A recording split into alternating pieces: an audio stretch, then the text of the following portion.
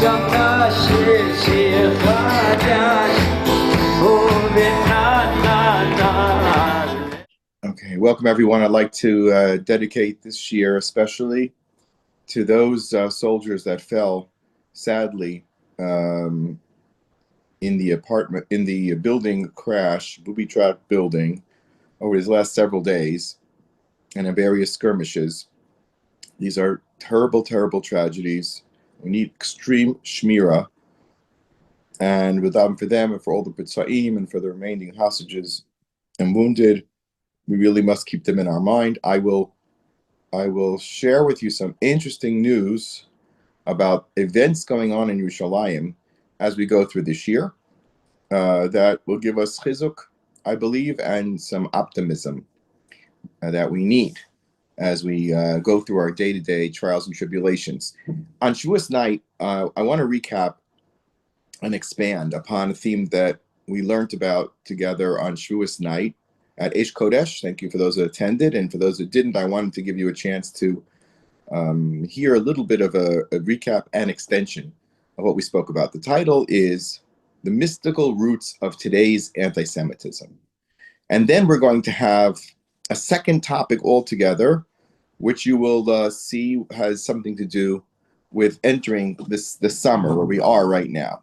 Now, just for context, yesterday was the 7th day after Shavuot, Sunday after Monday Shavuot, which is the final day that you're allowed to, in the times of the Beis HaMikdash, to bring your Olat Re'iyah, to show up in the Beis HaMikdash and offer your korban, because usually that's done on Chol HaMoed of Sukkot or Pesach. You bring your personal korban, called an Olat Re'iyah, but you can't bring it on Yontif. Only communal sacrifices can be brought on Yontif.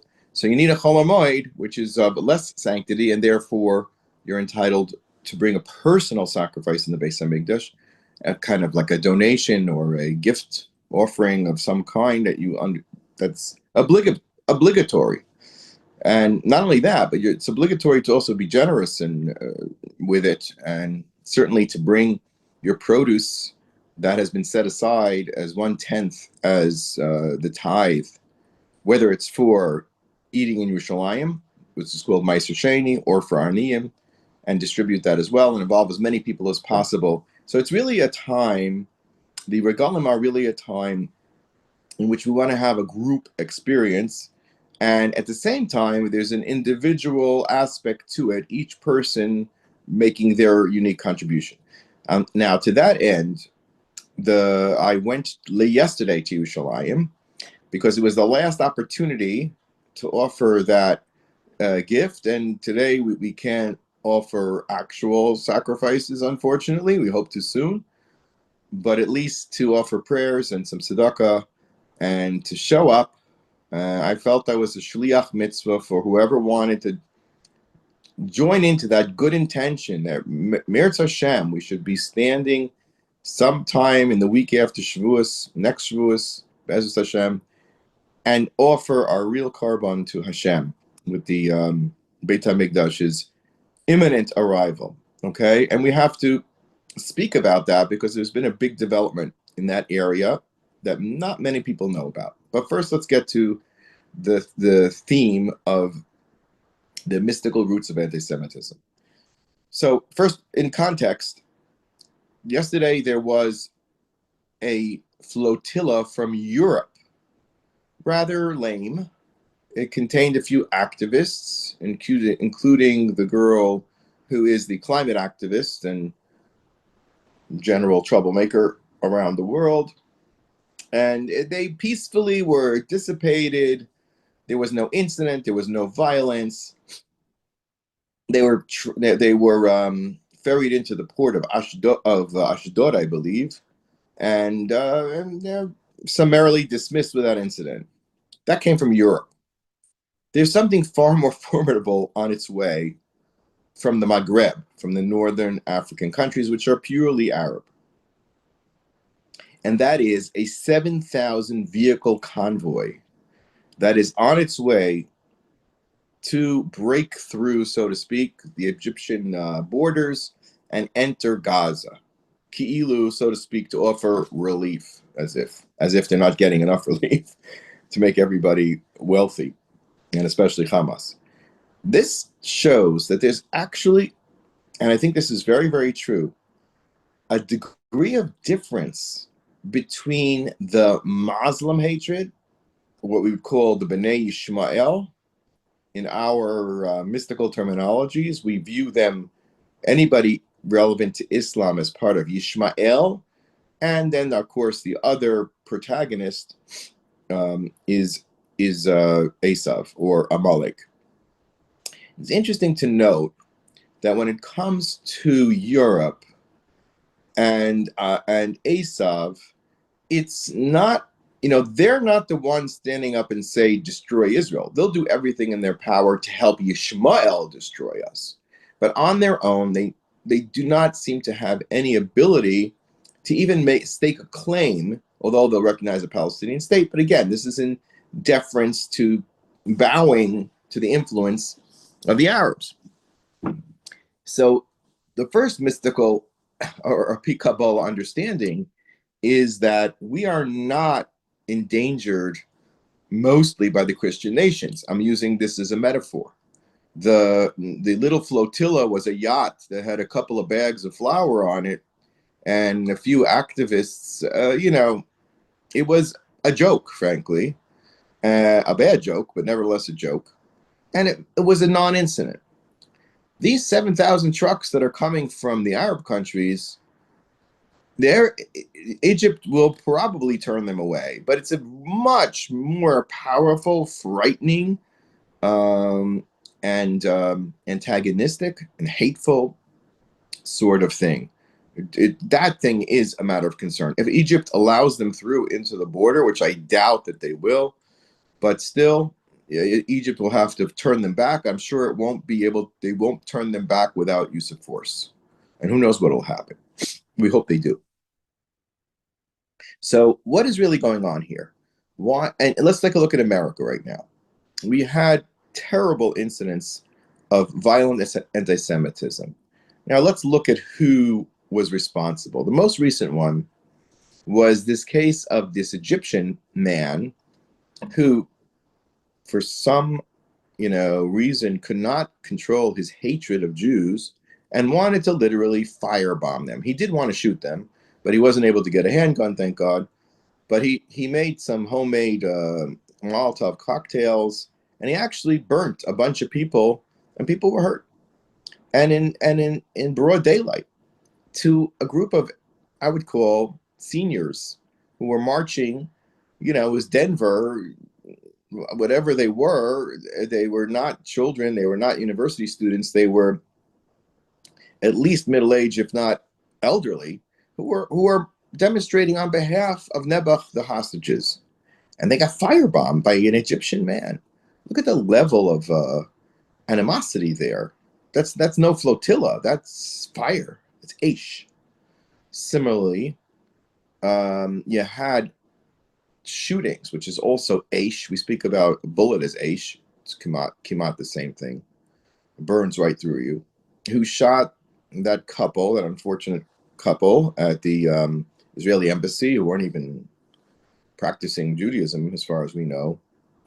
And the anger, that individual was again radicalized by the Gaza or the Arab things, the Arab animosity, which spreads across the internet and then sparks the flames of anti-Semitism.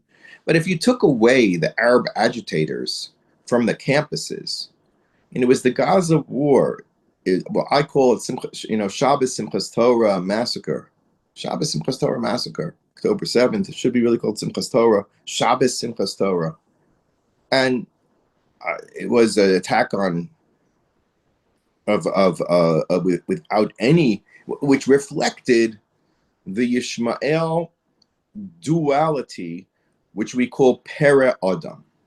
Yishmael is described, and of course he is the identifiable father of their religion. They say so. They'll tell you so. They'll tell you there was no Akedas Yitzchak. There was Akedat Yishmael. They commandeer it, as Shmuel himself tried to do, by firing arrows at Yitzchak.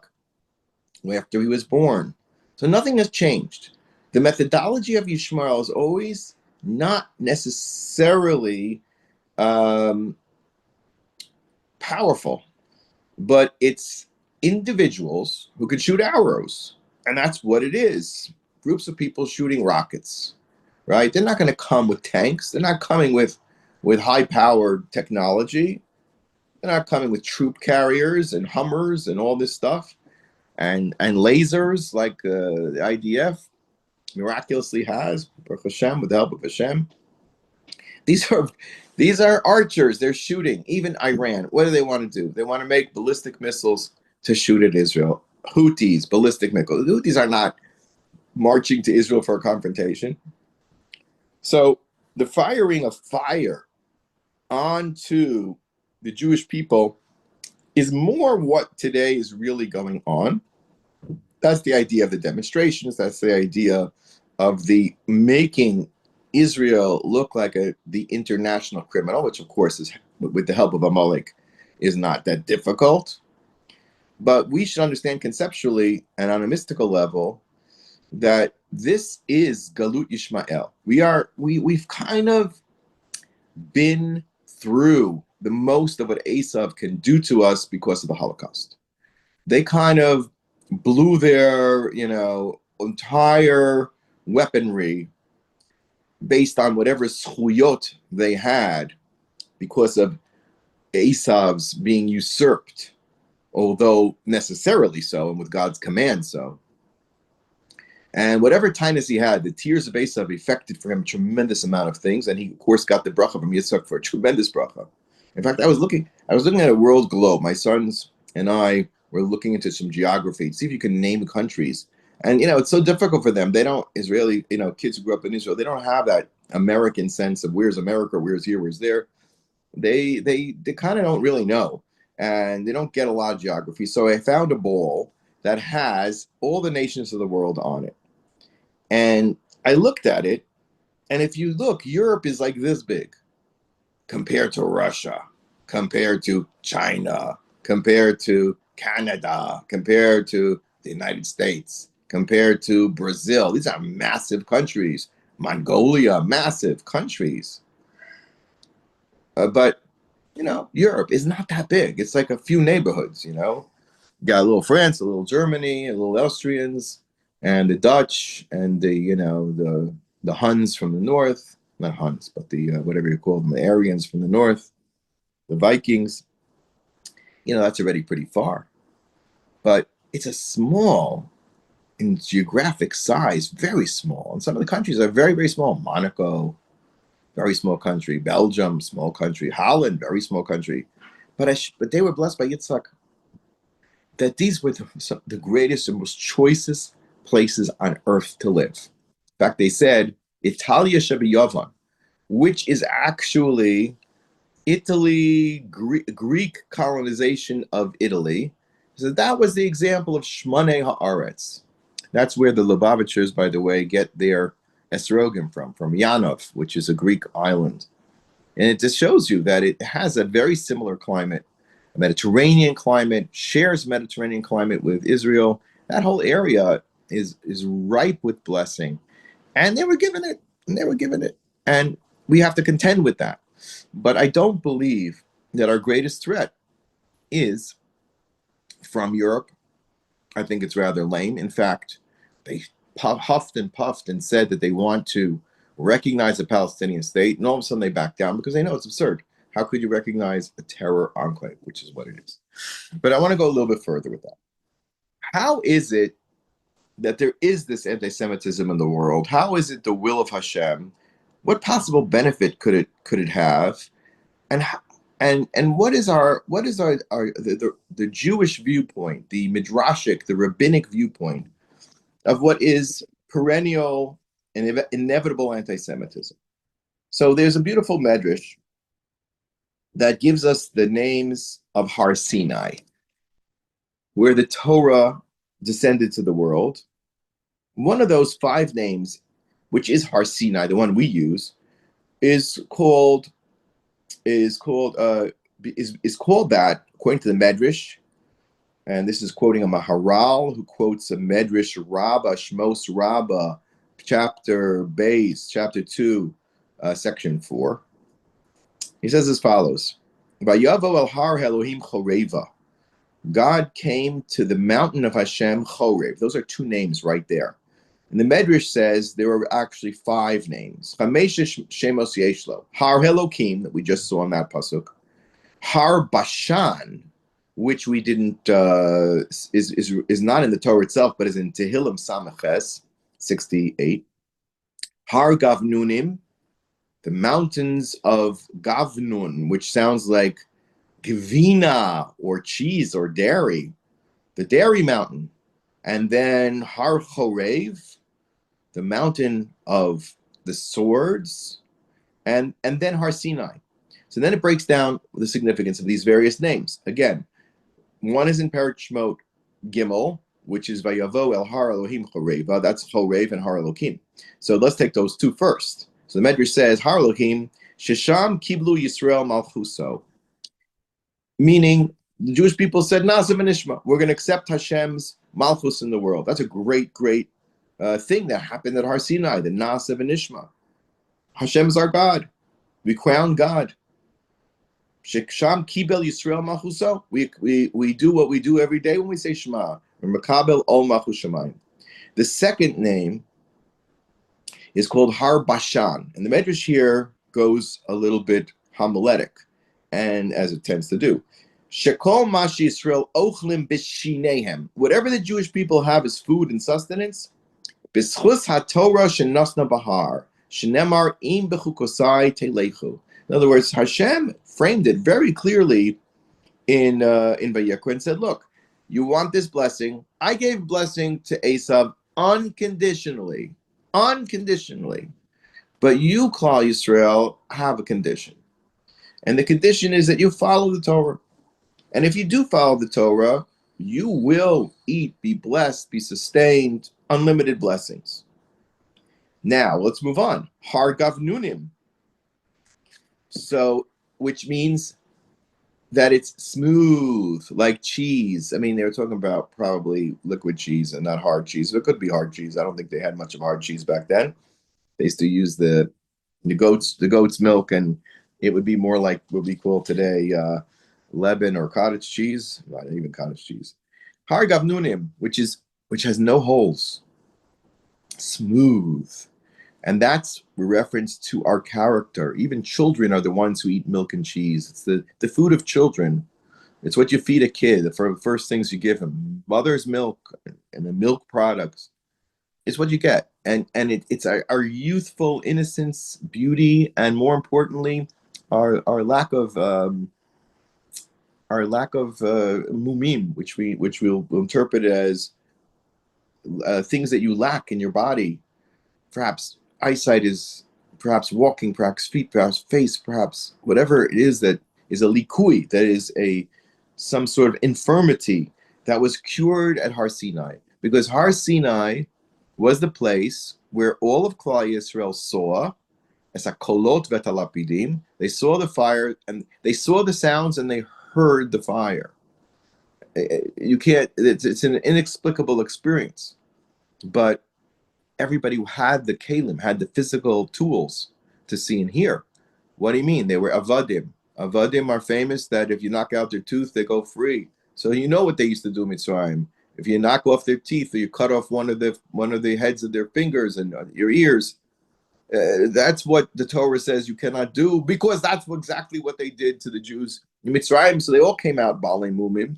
Yet somehow the power of Hashem's presence, the Shekhinah on Har Sinai, regenerated them. Today we understand that better because of the concept of DNA that's been revealed to us now that we're so close to Mashiach.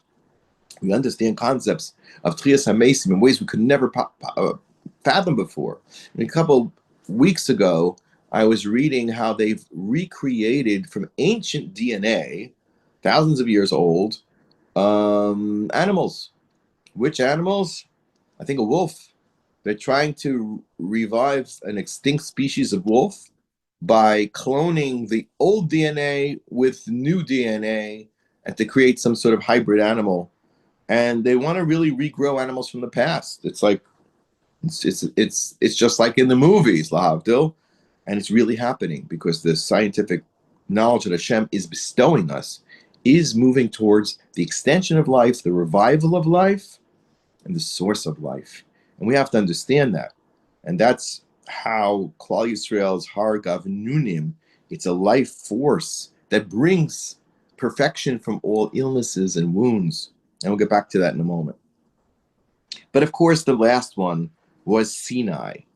And says, Charuv. So it says in Ishaya, Perak 60, Perak Samach Yibes, V'hagoyim charuv yicharevu.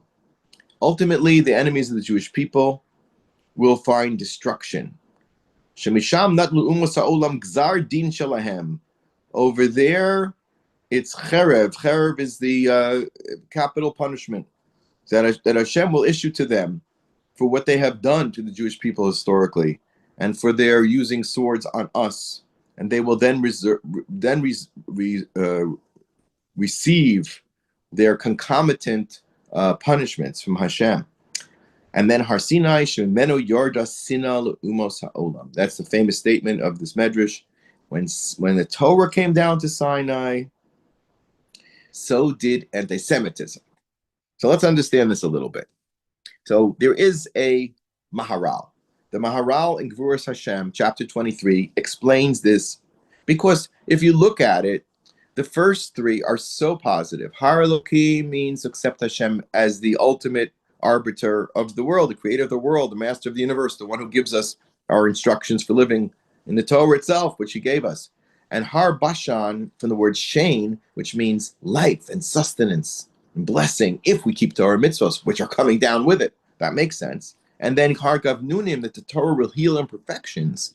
And this is not a joke. This literally means that the power of Torah can bring healing. This is why we go to people who are great tzaddikim and great daveners and great experts in Torah. Usually they have to be both, because they can actually be mamshich life. They can actually, it says that the Amoraim in their day, 2,000 years ago, they could all do Tchias HaMeisim. How? They were able to draw down the energy from within the Torah to revive the DNA, because it's the Shechina, and the Shechina's power is the Or. By He Or, Torah is Ora.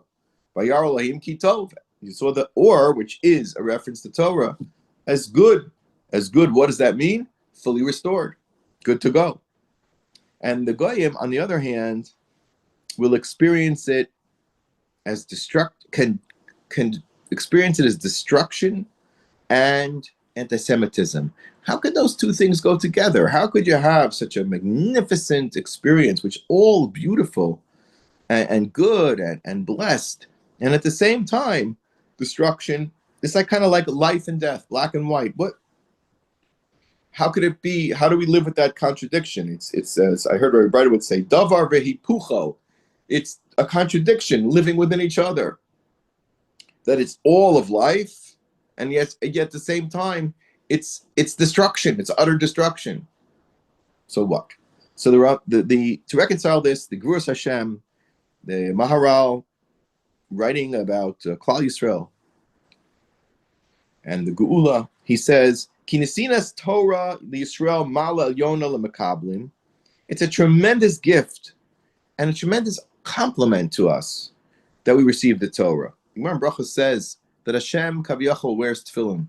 What's in Hashem's tefillin? The Gemara asks on Daf Vav in Brachos. Mi ka'amcha Yisrael goy echad ba'aretz. Then it speaks about the three more parshios in the tefillin of HaKadosh Baruch Hu, so to speak, praising the Jewish people because they received the Torah, because they received Az, the strength, which is representing tefillin. So it's a big deal that we were chosen for this honor, a very big deal. But the thing is that at the same time, it evokes a jealousy. So those they didn't make the cut, as it were. They have to rely on the Jewish people to share with them. They don't have to cling to the Jewish people to share with them these milos. They don't want to. They'll say, wait, if I didn't get it directly from Hashem, then I don't want it. Kivan shenitna haTorah, and the Seder Mitzvah, says the Maharal, shehi Seder Elokim ba'olam, means that there's a God in the world. And if you are not happy with that, then you're going to want to make your own Seder. You're going to try to make things the way you want. Just like the Ishmaelim said, no, it wasn't the case of Yitzchak, and that he was chosen, and he's the father of Yaakov, who's going to build Klal Yisrael. No, it was Yishmael. So they want to erase the Mitzios, which is very easy when all you have is a loyalty to verbal or oral teaching. They don't have a text. The Christians, Rambam said, at least they have or preserve a text, which you can check out and read it yourself. The Arabs don't have that. They have their hadith, they have their prayers, and their Quran, of course, was written, but it's all, it's all a verbal thing, and that's what they study. They're much closer to the concept of an oral Torah than they are to a written Torah. And the other way around for the Christians, the Rambam said. So they each got something from the Jewish people. And of course, we're influencing, we continue to influence. But there's resistance. And there has to be resistance, the Maharal explains. Because by definition, if people want to cooperate with Klal Yisrael, then guess what? They become part of Klal Yisrael. The classic paradigm of that is Yisro. Yisro heard, by Yishma Yisro, he heard about Klal Yisrael. He heard about their praises. He didn't even know. Some say he came after Matan Torah, some say he came before, Machlokas, Rashi, Ramban. But basically, Yisro heard and joined the Jewish people, supported them. By Yichad Yisro, he might have had he did a bris milah. He might have been a little feeling bad that he was born not Jewish, but you know what? He got over it and he joined the Jewish people. In fact, in this week's parsha, we see that Reuel, or his father, Moshe personally pleads with him, come to us, Eretz Yisrael. We're going to give you a choice part of Eretz Yisrael. You know which part they reserved for the children of Yisrael? Unbelievable. Dushna shel Yericho, it's the piece of land that was going to serve as an exchange for whichever tribe donated the Beis HaMikdash was going to get that as an exchange. So they're holding the Pikadon, they're holding this piece of land for whoever's going to give the Beis HaMikdash. That's like sacred ground. And that's where we want to put you, on a big pedestal in the middle of everything. And that's the way you're supposed to go. That's what the Ummah are supposed to do. They don't have to join us all the way. They can say, kind of like we heard Reuel say, I'll go home to my family. I'll be a Noahide. I'll be someone who believes in Hashem, believes in the Torah, believes in the 7 mitzvos. I'll be a mensch. I'll bless Klal Yisrael, and so on. I won't try to impose our will upon them. But then those that do deny and refuse to accept the unique gifts of Klal Yisrael and how they can offer life to anyone on the planet, including all of them. So if they reject that, then it's going to be Richok and Sima. So the imperative anti-Semitism, according to the Maharal, is the choice that the Ummos Ha'olam have when the Torah came down. Either you take it, you want to go with it, you're included. Just grab onto the coattails of Klal Yisrael. Either join them or don't lag too far behind. And you're in. It's described a Kabbalah as a branch that's grafted onto a living tree. A dead branch grafted onto a living tree. The Ramchal says this. The Ramchal says that's what a ger is. A ger is an implant, a graft. And he'll grow and he'll be filled with chiyus and life. Gavnunim, Shina, Shinayim, Harbashan. You attach to the Jewish people and you'll gain life. No. We don't want to. And therefore, they'll experience and they'll attack the Jewish people, and they'll have hatred against the Jewish people and jealousy against the Jewish people because they want to do it their way, convince them how many Jews have been lost through all the anti-Semitic efforts throughout the ages. Now, when you speak about today's anti-Semitism, which is scary, I'm not saying it's not, that Egyptian guy apparently lived next to a frum couple, and it looked like a Chabad couple to me, and he could have easily firebombed their house. But apparently his wife showed up with not kosher cupcakes to offer them a greeting when they moved into their house a few days, a little bit before this bombing. You don't know who you're living next to. He looks like a good guy. But unfortunately, there's an imperative of anti-Semitism in the world. It cannot be escaped. Do not let it surprise you. Yarda Torah la'olam, yarda sin olam. When Hashem ramps up, as he did starting with October 7th, unleashed tremendous anti-Semitism into the world. It has not been the same since then. Even though it was bad, the situation now is grave. A big conference that was supposed to be held in Texas of supporters of Israel was canceled because they couldn't guarantee safety and security. Jews cannot guarantee that their gatherings will be safe and secure. This is just like Vienna or Germany in the late 30s. This is what Kristallnacht was expressing. First came all the boycotts, then came all the, it's funny that people fail to realize how ironic it is that every bit of assimilation was undone by Hitler Yamach Shema, starting in 1935, when they published the Nuremberg laws. Jews who had assimilated, married out, rejected their religion, he didn't care.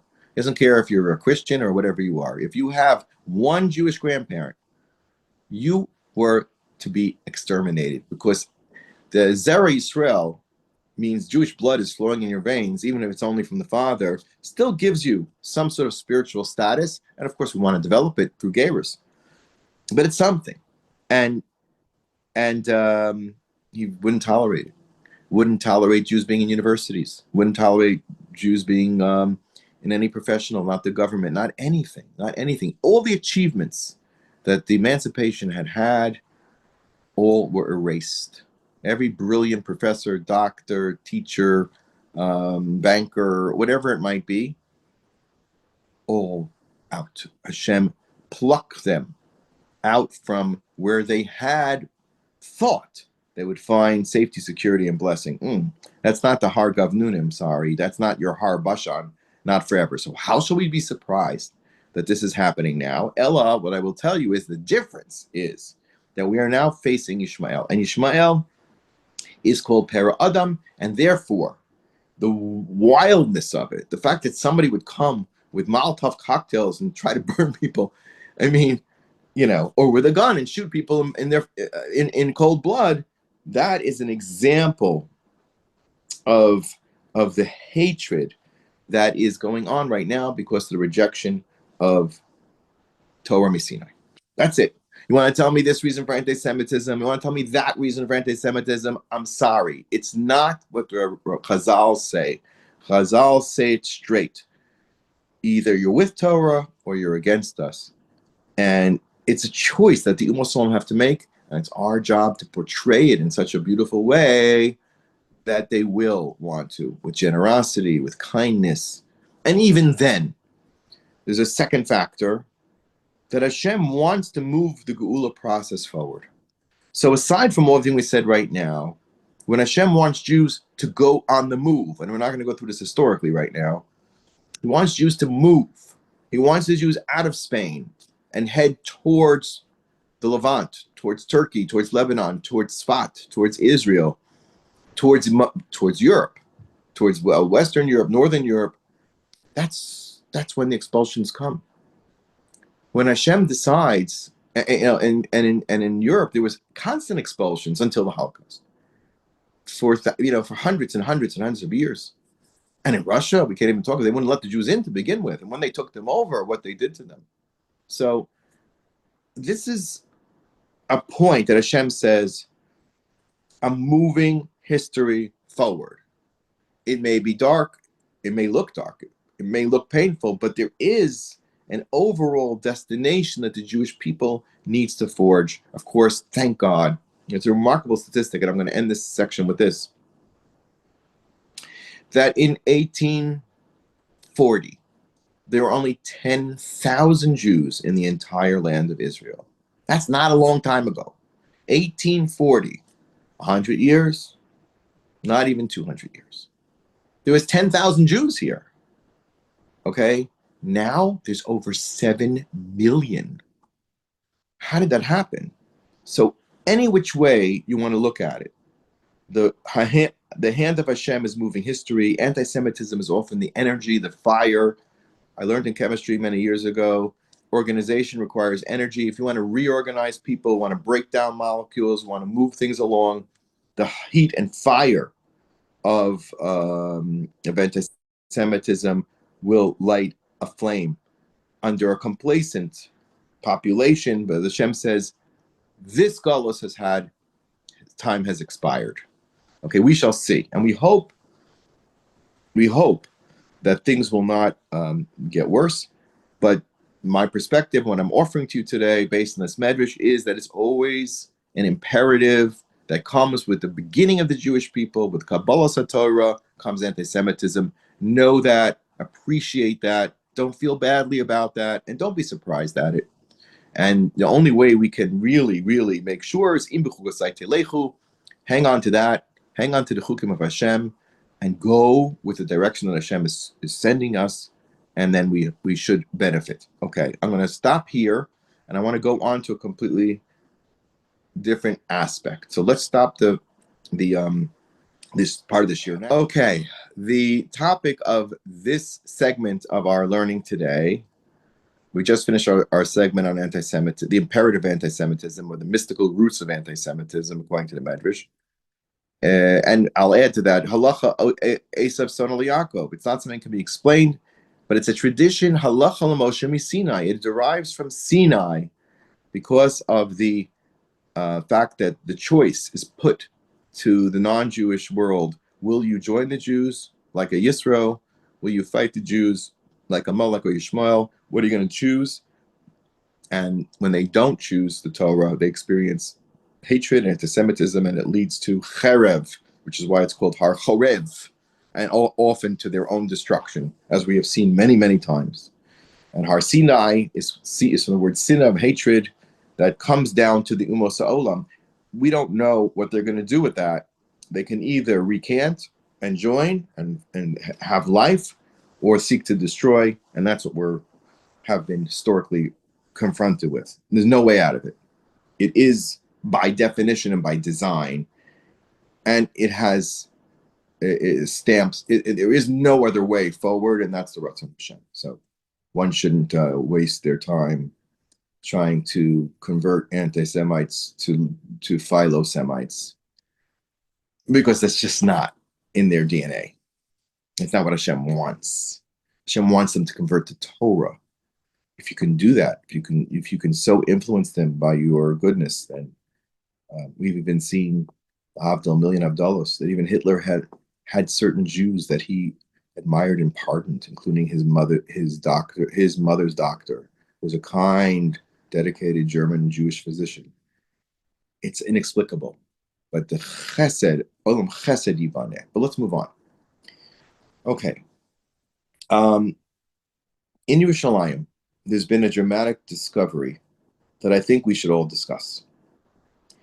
And that has to do with the fact that over the centuries, and particularly since the era of the Ari HaKadosh, we have traditions about where great Jewish figures are buried.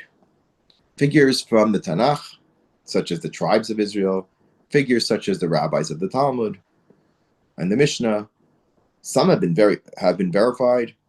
Of course, there's Kever Rachel, that's one of the most ancient one, and even earlier than that is of course Hebron, which is certainly very verified. So we have a few places. One of them is Kever Yosef in Shechem. There are biblical sources that the tribes were carried out of Egypt and buried in various places in Eretz Yisrael. Now, one anomaly of this was the burial spot of Binyamin ben Yaakov, the brother of Yosef HaTzadik. There is a tradition that's been gone on for a while, several hundred years, that in Kfar Saba, which is more in the direction of Tel Aviv and the coastal areas, central Israel, than in eastern Israel like Jerusalem, is the place that people go to daven for Binyamin HaTzadik. And that's a travel destination. People travel there if they want to daven by the tzaddik. But recently, about 2 years ago, there was the problem conceptually was that Kfar Saba is nowhere near the biblical territory of Binyamin. We know the biblical territory of Binyamin is North Yerushalayim. In fact, right at the northern boundary of Jerusalem is the beginning of Shevet Binyamin.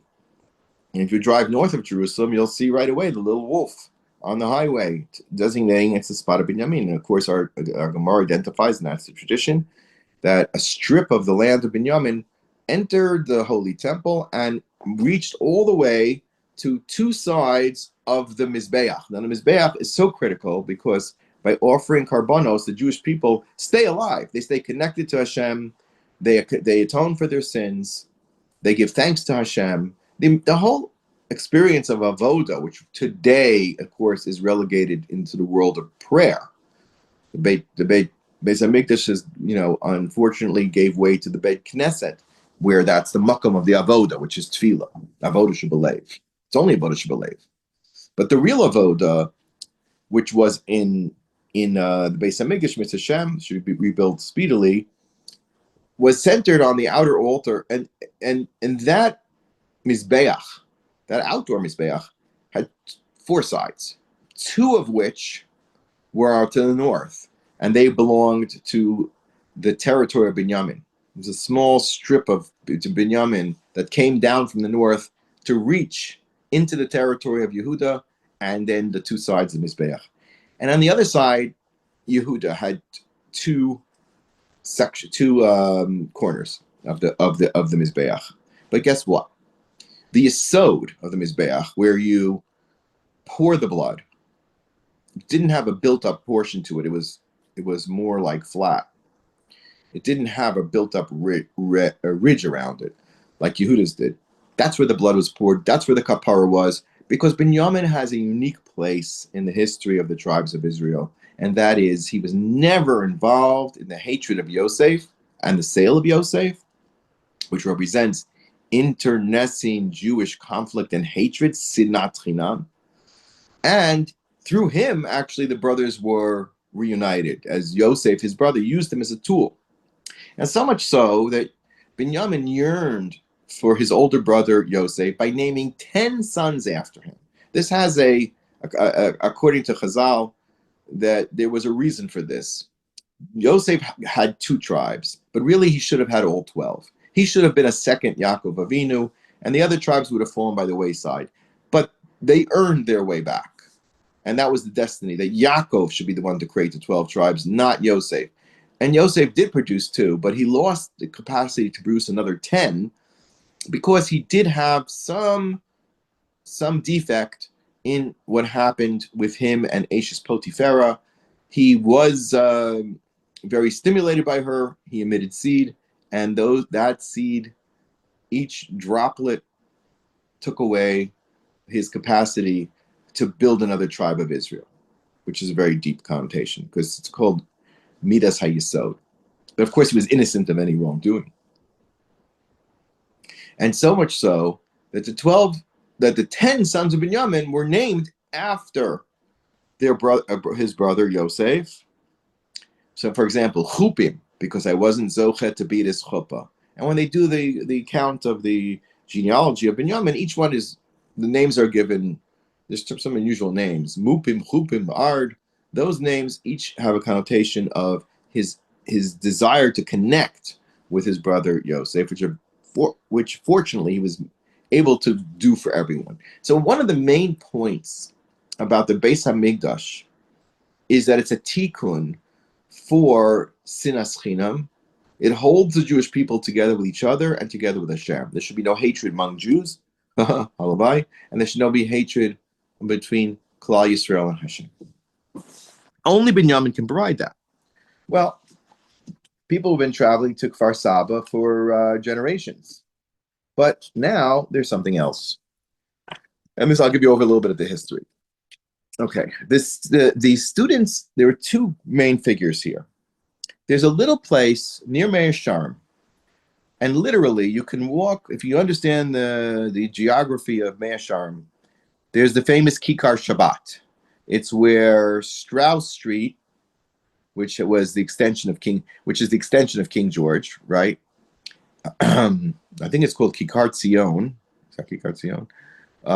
Which is King George Street, leads down to Strauss Street, and it meets Malchei Yisrael, and that four-way intersection is the walkway into Mea Sharm and all the shops of Geula.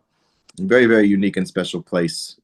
And I was zocheh to be there a little while back, a week or so ago, and I was introduced to a place that I had never seen before. And if you walk from Kikar Shabbat up, not towards Strauss, but it V's, and then that's called Rehov Yeshayahu. Walk up a little bit, you'll see an Einit glasses store. Hidden behind there, you go behind like a nondescript wall, and you will see a beautiful courtyard. This courtyard was built by the Histadrut when they made that huge building at the corner of Strauss Street. It was a theater. It was the old Edison Theater. It was supposed to be a secular culture center, and that's what it was. And they built like a beautiful park in the back. It's tiled, and it's all, and kids play there. It's actually quite beautiful. And then in there is a small but magnificent kippah. There's a structure in there that houses a newly refurbished site of prayer called Kever Binyamin. And you'll see, if you go in there, you'll see Binyamin, and then a couple of his sons are buried there. And according to the tradition I'll mention to you in a moment, the rest of the sons are buried in the courtyard. And this is very, very, very unusual, because although we have a tradition that the Shvatim came out and they were buried in their Nachlo, which means it makes a lot of sense that Binyamin would be in Geula, because that's like the northern portion, north of the old city, and then be buried there as opposed to Kfar Saba has nothing to do with Binyamin. But why was he buried with his sons? We don't find that. We don't find the sons of the Shvatim came back with them. Why this? It could be, I'm speculating, that it's to symbolize the fact that these 10 sons were an extension of Yosef. They were they were the 10 tribes of Yosef, together with his, that formed what I would call the Yesod of Klal Yisrael. The Malchus of Klal Yisrael, as we speak, is through Yehuda. But the necessary connection point is called Yesod. That's according to a Kabbalah. Yesod is Tzadik Yesod Olam. These were two great tzaddikim, Binyamin and Yosef. And it is their combined righteousness that paves the way, the holiness, so that we can actually create a unified nation under one Malchus, which is no easy task. That was Yehuda's great gift. But if you don't have Yesod, you don't have Malchus. Now you understand the connector between the Shvatim of Yosef, Ephraim, which is north of Binyamin, and then right up to the Mizbeach Kapara, which is called Yesod. That is the influence of the sons of Rachel, and they must link through Binyamin, just as it was historically in the Chumash, the linkage between Yosef and Yehuda, who are protagonists, right? Vayigash Elav Yehuda is ready to murder Yosef, take him down. The Binyamin was the peacemaker. Binyamin was the unifying figure, right? And he was the unifying figure because of his incredible love for Yosef, as opposed to the sinas chinam that the rest of the brothers demonstrated, as led by Reuven, Shimon, and Levi. Okay. So this point has a name. It's called Pitcha de Karta. So I'm going to read you what it's brought down here about this mysterious place, and maybe we'll take a little trip, but I can tell you it's a magnificent place to daven. It's a small building, kippah, but it's carved out so gorgeous, and it was renovated. There's a Jew named Yaakov Chaim who is Moser Nefesh to reclaim this site, and the credibility they claim for this being a correct burial place is as follows.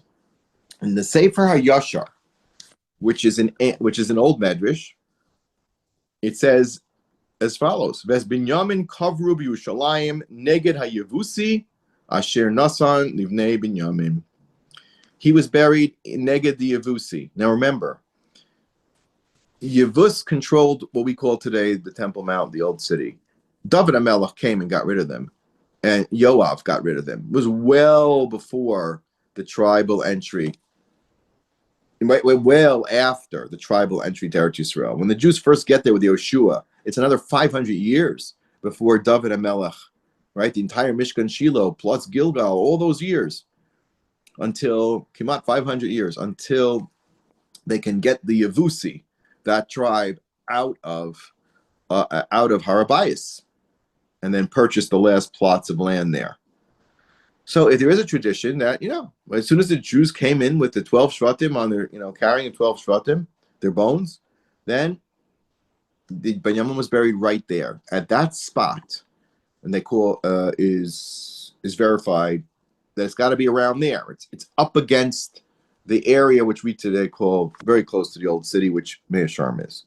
Now, there's another source is Rabbi Yosef Sofer of Tzfat wrote in his book Eidut B'Hi Yosef, which was published in 1762.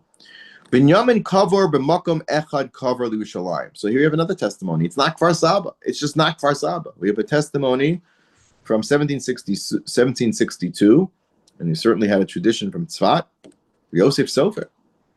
Okay, so no, burial place of Binyamin is in Yerushalayim, North Jerusalem. The Sefer Chibas Yerushalayim from 1835, it is written, Binyamin Menuchaso B'Yerushalayim Neged Yevusiya Sher L'Yerushalayim. Same thing as in Sefer Yosra, right up against the old city area.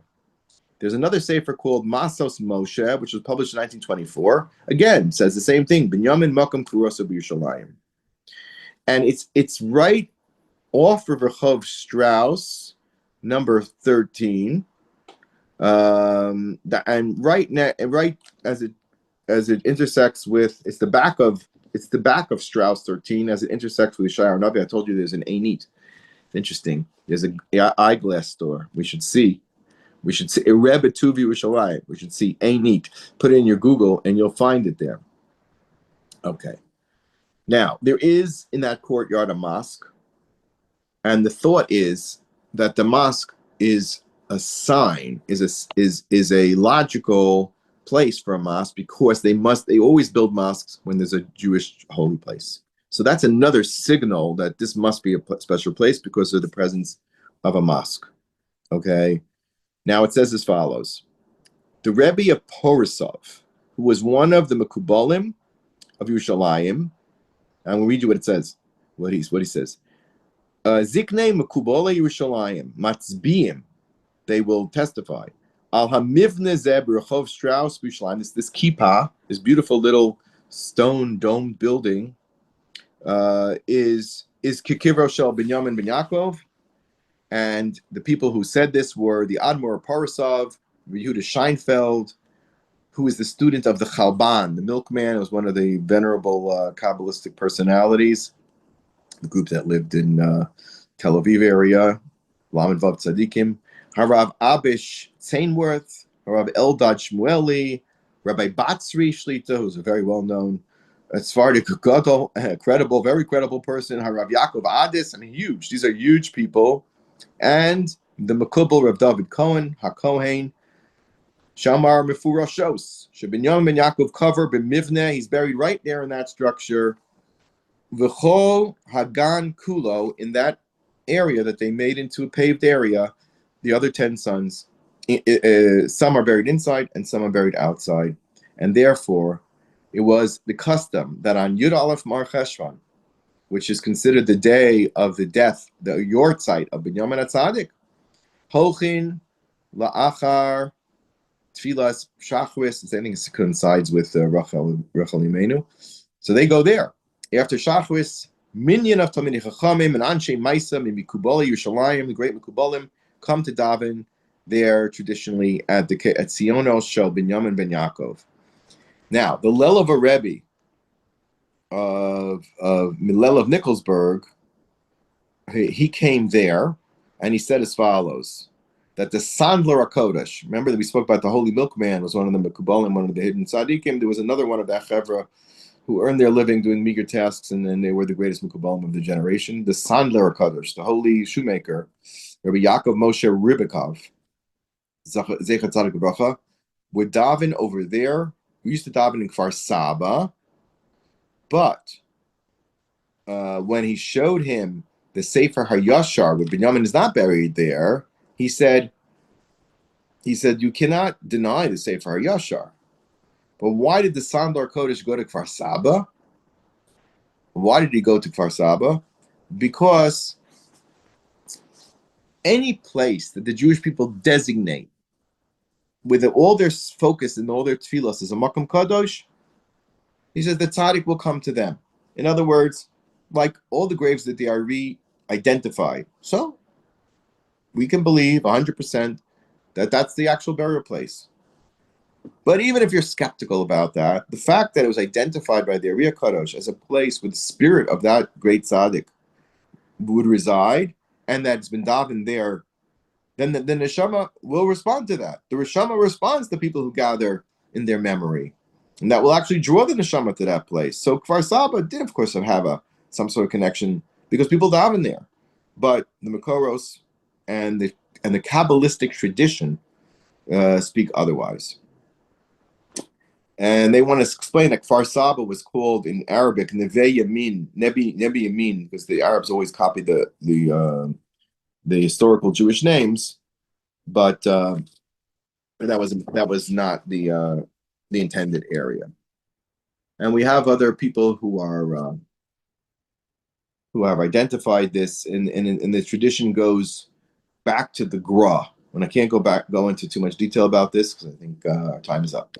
But the Talmidei HaGra from the Gra came with this tradition that if you gather here and daven here at this place, which is known as Pitka de Karta, the opening of the city, the gates of the city, Petach Ha'ir, right? That was the entranceway to the upper city in the time of the Beis Hamikdash. So the opening of these gates, I believe, is an incredible reality shift. It could very well be. I encourage you to go, because worse comes to worse. You daven to and you daven on behalf of the neshama. On behalf of the neshama, you pleaded for the help of the neshama and Shamayim. You're in the right place, whichever way you look at it. And Kal B'chomer B'nei Kal B'chomer, if you believe the testimony of the Talmidei HaGra and the Mekubalim of Yerushalayim, Alachas Kama V'Kama, we should make an effort, at least the next time the Yermei Sharm. Go check it out if you want to come with me on a trip. I'm happy to take you there. I just want to report and say that this is an important travel destination. And amidst all the terrible antisemitism, there's an incredible ray of hope, because now we have a context. Why is it that Yishmael is firing at us so much right now? Well, remember what I told you. Since they claim that Yishmael was a Kedes Yishmael, the fight between Yishmael and us is over that incident, which is Har HaMoriah in Har Moriah. Esav is more about Eretz Yisrael as a Yerusha. He wasn't even aware that Yerushalayim existed, but he wanted the Yerushas Avram Avinu, which was non-specific to Yerushalayim. So I would conjecture, and I'll leave you with this: the trials and tribulations of Esav Amalek ended with the entry en masse of the Jewish people into Eretz Yisrael. That's what they tried to prevent. That's what Hitler was gunning about. That's what the Mufti was gunning about. They tried to prevent our entry into the land. But the Ishmaelim are trying to block our entry. As we see, they have Al-Aqsa Mosque on Har Bayis. This, we should take encouragement that we're getting closer. We are really, really close. The battle today's anti-Semitism is over Har HaBayit. Nothing less. And that means that we're, in my personal conceptual understanding of things, that's what we're fighting about right now. And that means things are cooking in Yerushalayim. Let's hope for more good news. B'ezras Hashem, the Tzachim of Yisrael and the Gili Shechina, in the spirit of Binyamin Hatzadik, who is Ahavas Yisrael. We do that, and we hold the B'chukasai Telechu. We shall see not only the opening of the gates to Yerushalayim, but the rest as well of the Beis Hamikdash. Have a great week.